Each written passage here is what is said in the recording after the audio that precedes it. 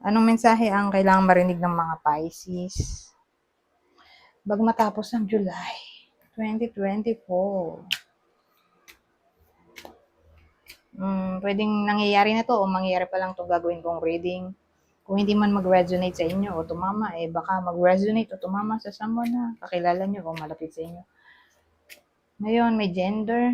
Baka may gender na lumabas. Kung hindi mag-fit sa sitwasyon nyo, pero fit naman yung nangyayari, wag nyo nang pansinin yung gender. Kung yun ang problem. Ngayon, pwede rin namang gawin nyo na lang energy, di ba? Yung gender.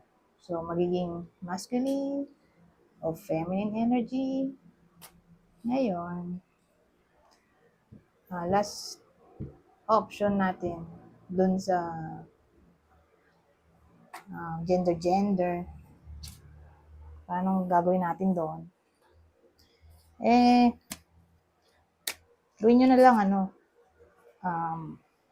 introvert, extrovert. So, yung male, extrovert. Yung female, introvert. So, kayo nang bahala kung anong gusto nyo.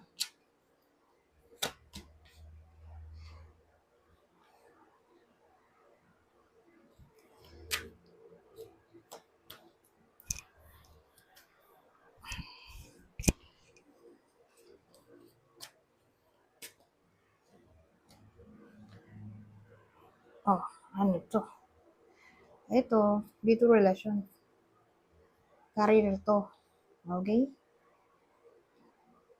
Dun to tatama sa career. Kasi may ano tayo dito. Workplace. Hard work.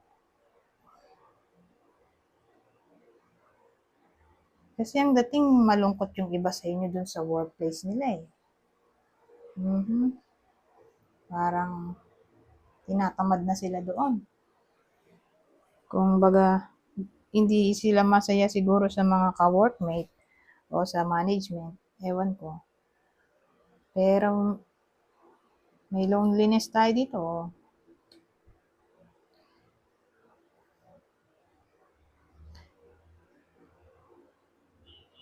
So, sabihin natin, yun nga, na-stuck sila sa sitwasyon.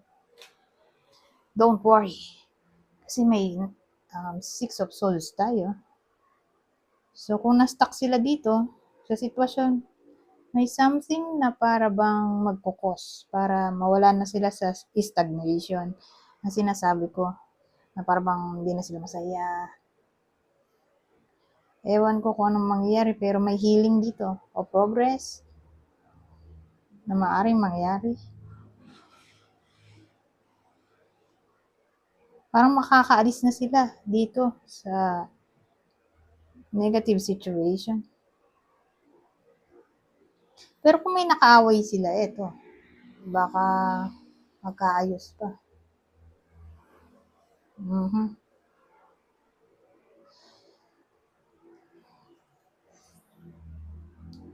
So, yun. Kung baga, yung loneliness, mawawala for some reason. Magiging optimistic sila dito. So, siguro, may magandang pagbabago na maaaring mangyari. Kaya, ayan. Mabubuhayan ulit yung iba sa inyo ng loob para mag-work pa rin sa same company. Hindi ko naman nakikita dito na magre-resign yung iba sa inyo. Pero good change doon ay posible. Whether sa management o sa nakaway ng ka-workmate. Yun nga, parang maayos ang problema ng iba sa inyo tungkol sa kanila.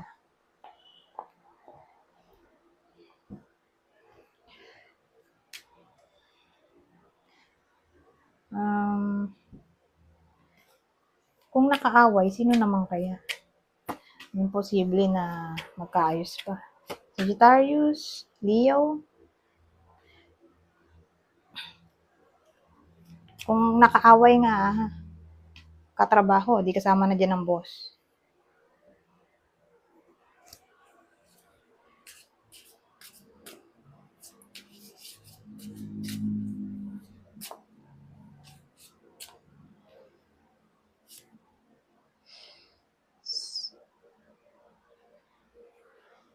Six of Hearts. Oh, six ulit oh. Six of Diamonds. Six of Hearts. Inisip ko nga, ano yung magkukos para mabuhayan ng loob? So, iniisip ko kanina, baka magkakaroon siya ng inspirasyon o inspiration. Posible oh.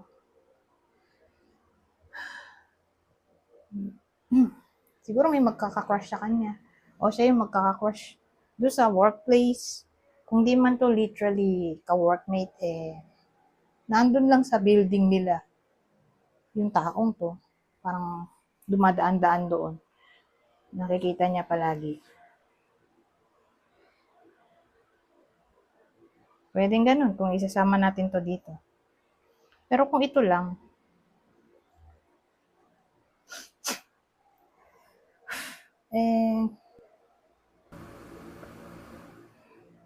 sabihin natin may nanliligaw sa iba sa inyo.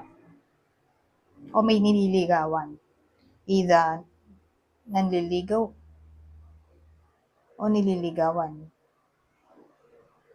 So, yung nanliligaw, siya yung may gusto. Yung nililigawan, siya yung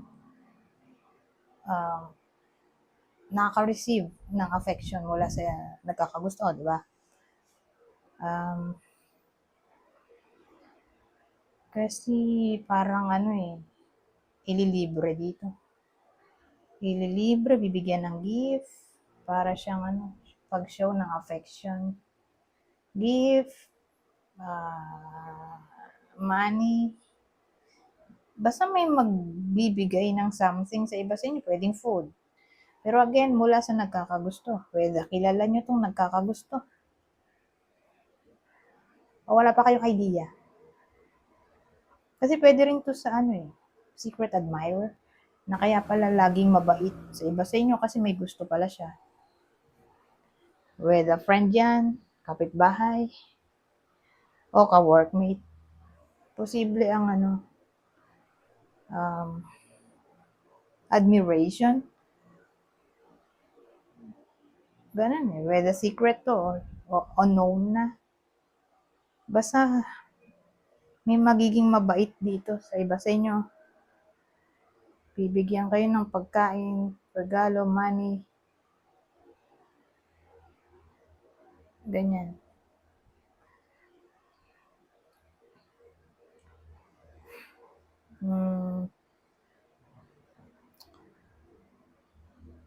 So, ano pa ba? May tutulong sa inyo in times of crisis. Someone na malapit sa inyo. Magbibigay ng financial aid o financial support.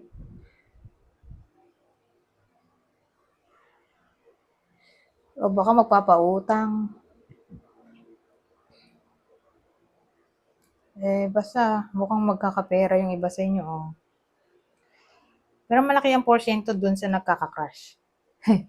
Manlilibre, Kaya pala ganun may crush. O kaya nanlilibre kasi nga may crush. Nanliligaw. So, punta tayo dito.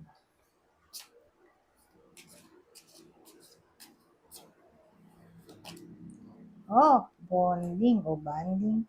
As you get to know each other, you discover many things in common. So, banding o bonding ay posible para sa iba sa inyo. Kumbaga, mapapalapit yung iba sa inyo sa someone na palagi nilang nakakasama.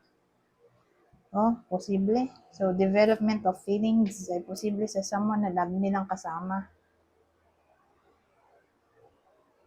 Ngayon, kung dito single at in a relationship, di in-encourage to, banding o who knows, baka mag-banding sila unexpectedly bago matapos ang July.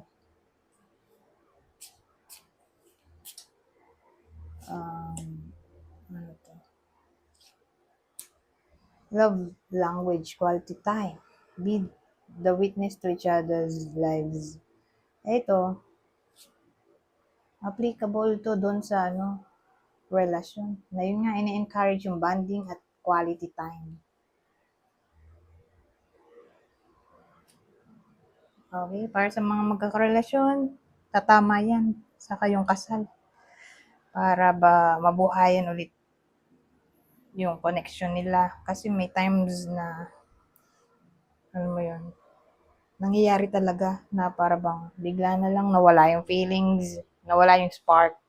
Kaya kailangan paminsan-minsan ay magde-date at mag-spend ng quality time sa isa't isa para manatili ang feelings. Oh, anyways, hanggang dito na lang. Goodbye po now.